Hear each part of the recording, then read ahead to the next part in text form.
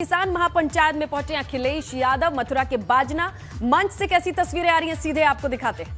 समय जब कहा कि हम आय दोगुनी कर देंगे, ये सब खेती करने वाले बैठे हैं, ये दिन रात खेत में काम करते हैं।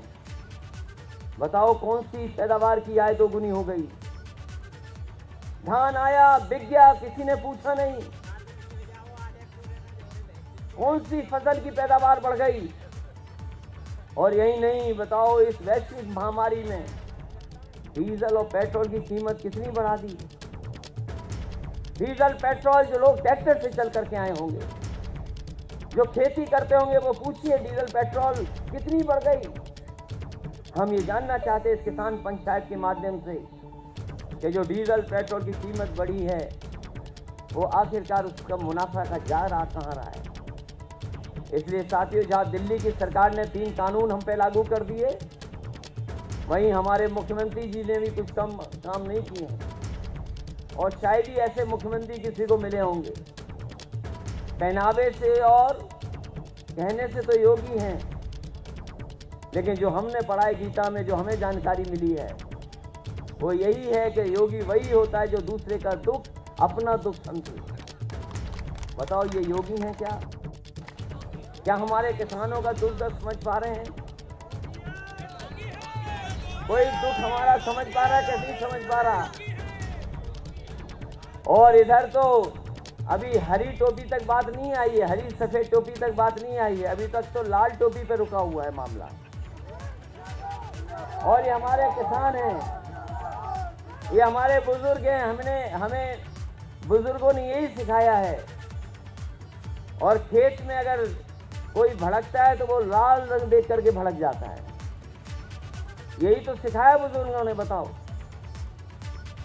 कभी कभी कुछ खेत में जो होते हैं वो लाल रंग देख करके भड़क जाते हैं, यही तो सिखाया गया। अब मैं नहीं जानता हूं कि लाल रंग देख करके कोई क्यों भड़क रहा है। इसलिए जहां ये पंचायत चल रही है, और वहीं मैं गाना सुन रहा था, एक अपने सांस्कृतिक प्रकोष्ठ के लोग हैं या जो यहाँ के बहुत लोकप्रिय गायक हैं, कि अगली सरकार हो हमारी, तो अगली सरकार तभी होगी जब हम भाईचारा का रास्ता अपनाएं, हम अपने किसान का रास्ता अपनाएं। क्योंकि बीजेपी से ज़्यादा चमत्कारी पार्टी कोई नहीं है, भारतीय जनता पार्टी से ज़्यादा साजिश करने वाली पार्टी कोई नहीं है। उन्होंने अभी तक जो सत्ता पाई है, वो केवल हमें और आपको बांट करके सत्ता पाई है, हमारे और आपके बीच में खाई पैदा कर करके सत्ता पाई है। और जिस समय ये हमारा किसान भाई जागरूक हो जाएंगे, मुझे नहीं लगता है कि वो सत्ता पा पाएंगे। इसलिए हम बहुत सारे अपने किसान भाइयों को बधाई देना चाहते हैं। लगातार हम लोग किसान पंचायत कर रहे हैं, किसानों को जगाने का काम कर रहे हैं, और इस उम्मीद और इस भरोसे के साथ जगा रहे हैं कि आने वाले समय में जब आप मतदान करने जाएंगे, तो इन भारतीय जनता पार्टी के लोगों को आप सबक सिखाने का काम करेंगे। क्योंकि जो स्थान है, जो मंडियां हैं, जहां आपको मिल सकती हैं कीमतें, जिन मंडियों में आपको एमएसपी मिलने चाहिए, वो मंडियां बेचने का इंतजाम कर दिया है। जहां देश में ज़्यादा मंडियां बननी चाहिए थी, वो मंडियां बंद की जा रही हैं। इसी एक्सप्रेसवे के किनारे लगातार मंडियां बननी थी, और हमने तय किया था कि गाजीपुर तक मंडी बनवाएंगे, लेकिन मंडियां बनना बंद हो गई हैं।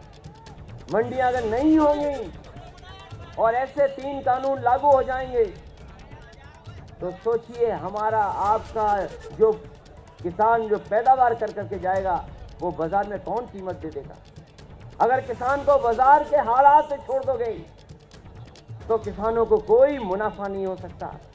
ये भारतीय जनता पार्टी के लोग बड़े बड़े उद्योगपतियों से, बड़े बड़े लोग जो कारोबार कर रहे हैं, उनसे मिल करके हमारी आपकी खेती को छीनना चाहते हैं। और कोई एक दिन में नहीं छीनेगी, लेकिन जिस तरह के कानून आ गए हैं, एक न एक दिन ऐसा आएगा जिसके बाद आपकी हमारी खेती छीन जाएगी। इसलिए मैं बधाई देता हुआ आरएलडी और समाजवादी पार्टी के सभी कार्यकर्ता साथियों का, संगठन के लोगों का, और अपने दोनों पार्टी के नेताओं का, कि ऐसी शानदार आपने किसान पंचायत की है। हमें